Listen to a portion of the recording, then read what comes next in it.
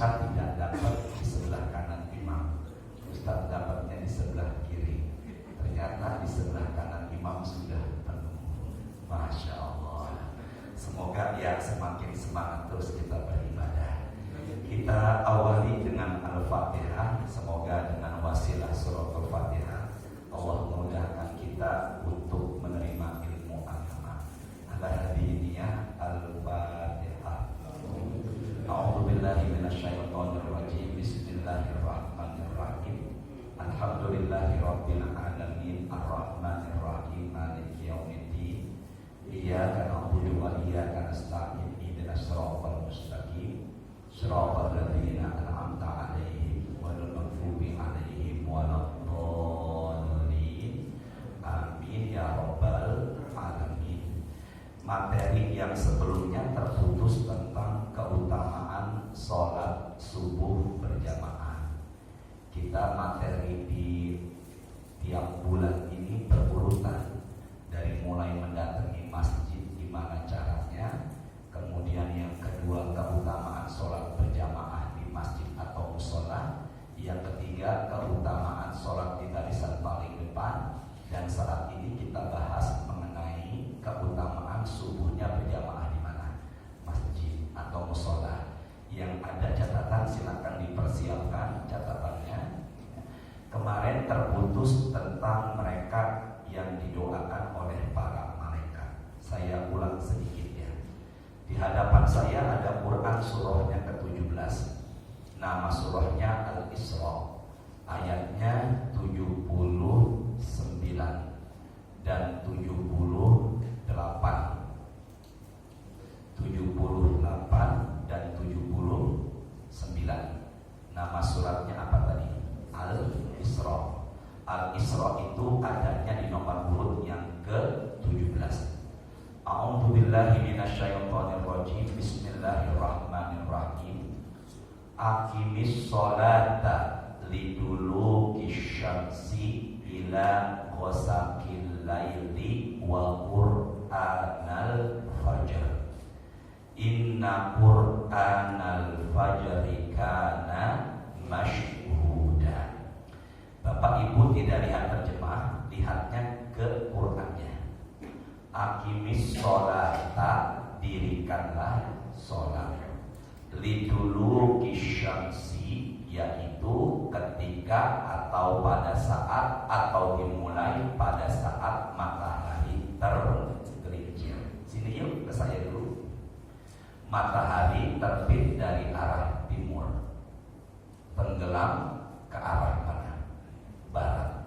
Ketika matahari mulai terbit dari arah timur, kemudian tegak lurus dan condong sedikit ke arah barat, menandakan waktu sholat zuhur. Saya ulangi, matahari terbit dari arah apa? Kemudian ke arah barat.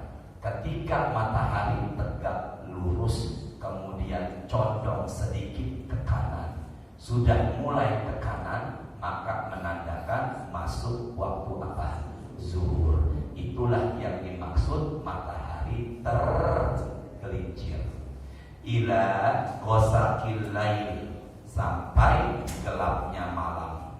Gelapnya malam di sini ulama tafsir menyatakan yaitu sholat isya. Ada nggak sholat yang tidak disebut dalam Quran antara zuhur sampai isya? Ada nggak sholat yang tidak tersebut dalam Quran antara zuhur dengan isya? Karena kalimatnya sampai. Sampai di sini diwakili dengan harful jar, yaitu ila. Dirikanlah sholat mulai matahari tergelincir sampai gelapnya malam. Gelapnya malam ulama menyatakan isya.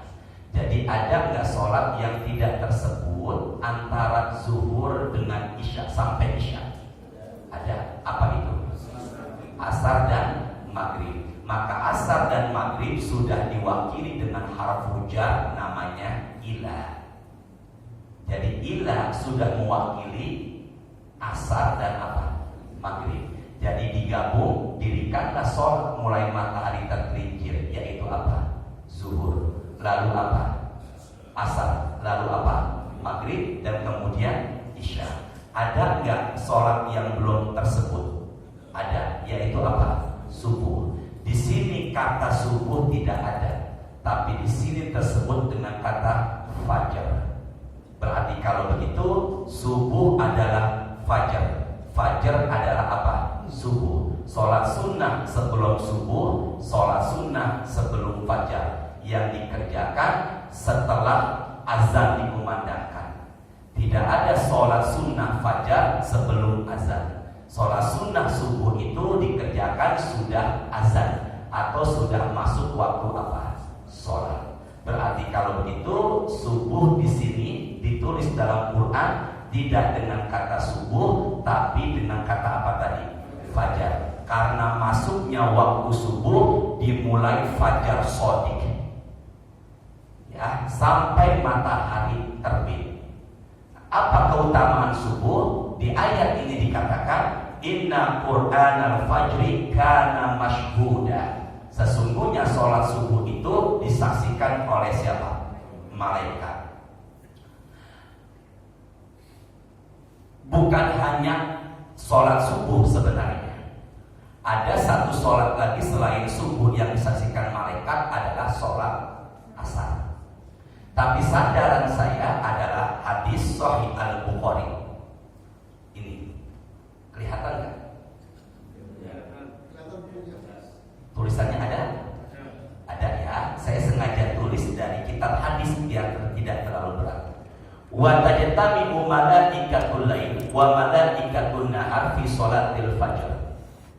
Malaikat berkumpul di waktu sholat apa?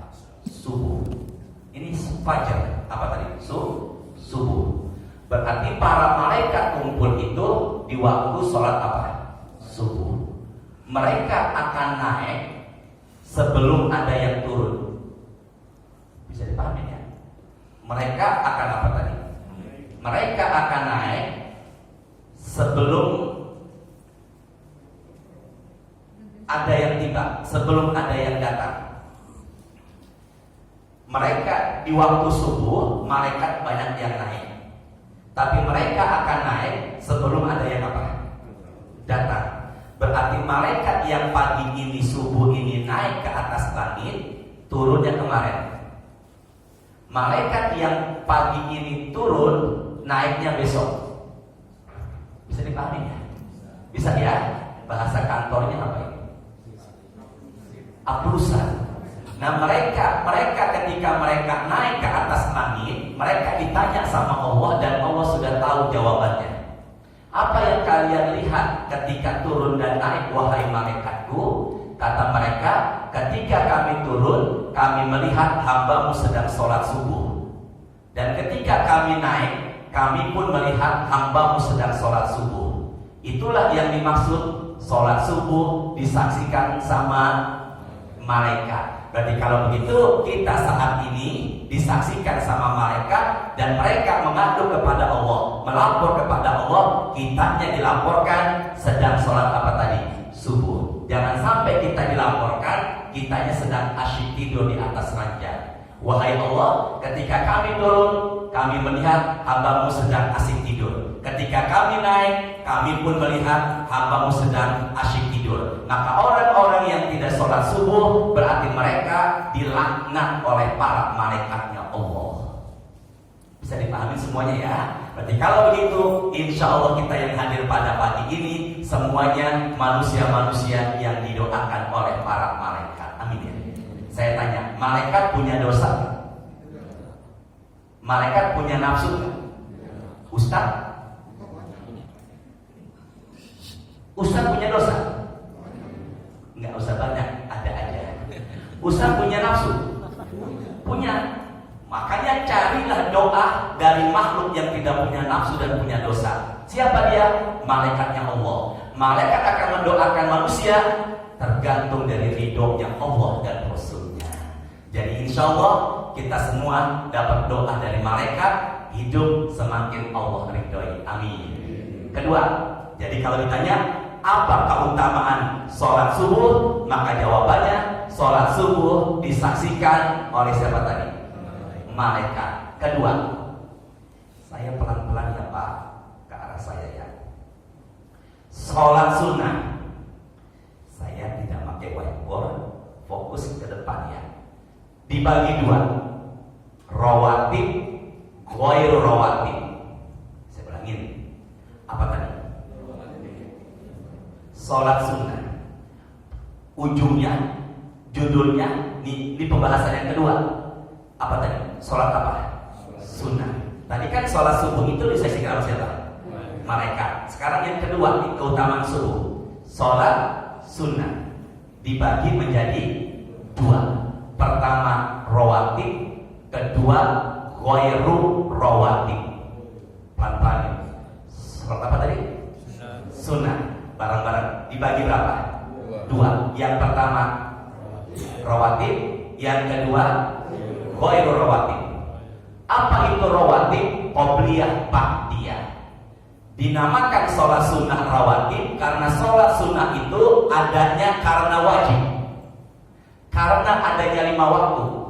Kalau tidak ada 5 waktu, maka mereka tidak dikatakan sholat sunnah rawatib, tapi sholat sunnah ghairu rawatib. Pelan-pelan yuk. Apa maksudnya sholat sunnah rawatib? Qobliyah, ba'diyah. Qobliyah yang mendahului sholat wajib, ba'diyah yang dilaksanakan setelah wajib. Berarti kalau begitu ibu, bapak, sholat sunnah rawatib dikerjakan sebelum azan atau sesudah azan? Jangan ragu, sesudah azan. Dan berakhir masuk waktu sholat berikutnya. Ya, berakhir. Berarti kalau begitu qobliyah, ba'diyah atau rawatib adanya karena adanya apa? Sholat wajib. Tadi yang ini apa? Kiri. Ghairu rawatib. Sini deh. Nggak bahas ini dulu nih. Apa dulu nih? Ghairu rawatib dibagi dua. Munfarid, jamaah, sendirian, berjamaah. Pelan-pelan yuk. Tadi apa judulnya? Sholat subuh. Ya Allah, mudahkan jamaah. Ilmu ya Allah. Bismillahirrahmanirrahim. Kita bahas keutamaan apa tadi? Sholat apa? Subuh. Yang pertama didoakan nama siapa? Disaksikan malaikat. Yang kedua, ini pembahasan kedua. Sholat apa tadi judulnya? Sunnah. Dibagi sama-sama yuk. Apa tadi judulnya? Sunnah. Dibagi berapa? Dua. Yang ini apa? Rawatib. Ini apa itu rawatib? Yang menggandeng atau yang mengiringi apa? Wajib. Maaf ya, nanti takut tumpah saya. Ini dulu kali, maaf saya. Maaf takut tumpah ya. Di sini ada soalnya di mejanya. Dulu sampai mana tadi itu? Rawatib dan apa? Ghairu. Kita nggak bahas ini dulu, bahas ini dulu. Sholat sunnah dikerjakan karena tidak ada hubungan dengan wajib. Namanya ghairu rawatib. Ghairu rawatib dibagi menjadi dua. Sendirian dan berjamaah. Ada nggak sholat sunnah yang tidak ada hubungan dengan wajib yang dikerjakan sendiri? Ada. Yaitu apa? Duha. Setelah itu apa? Tahajud. Bolehkah tahajud dengan berjamaah sama istri dan keluarga dan orang lain? Silakan, tapi usahakan tidak dijadikan kebiasaan. Adakah sholat sunnah yang dikerjakan tanpa ada hubungannya dengan wajib tapi dikerjakan baiknya berjamaah? Ada, yaitu apa? Taraweh. Siapa lagi? Jenazah. Kenapa Bapak langsung bilang jenazah? Masya Allah. Semoga Bapak panjang umur dan sehat selalu.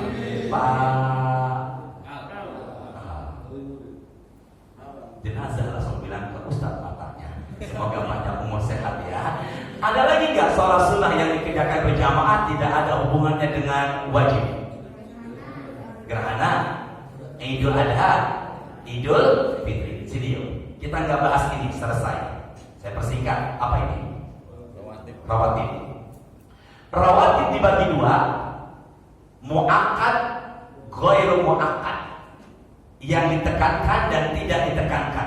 Coba ulangi dari awal ini. Apa tadi judulnya? Sholat sunnah dibagi dua. Pertama, yang kedua, ghairul rawatib dibagi berapa? Dua. Yang pertama sendiri, yang kedua berjamaah. Sholat sunnah rawatib dibagi menjadi dua. Yang pertama muakkad, yang kedua muakkad itu ada dua, 10 dan 12 rakaat. Ghairu muakkad selain 10 dan 12 rakaat. Dua sebelum zuhur. Ini kan ada hubungannya dengan wajib. Ya benar ya. Namanya apa tadi? Qobliyah ba.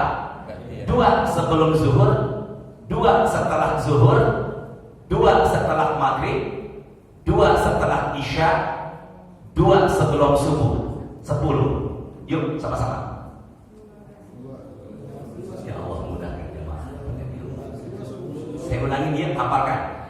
Dua sebelum subuh, dua setelah subuh, dua setelah maghrib, dua sebelum zuhur, dua setelah zuhur, dua setelah maghrib, dua setelah isya, dan dua sebelum subuh.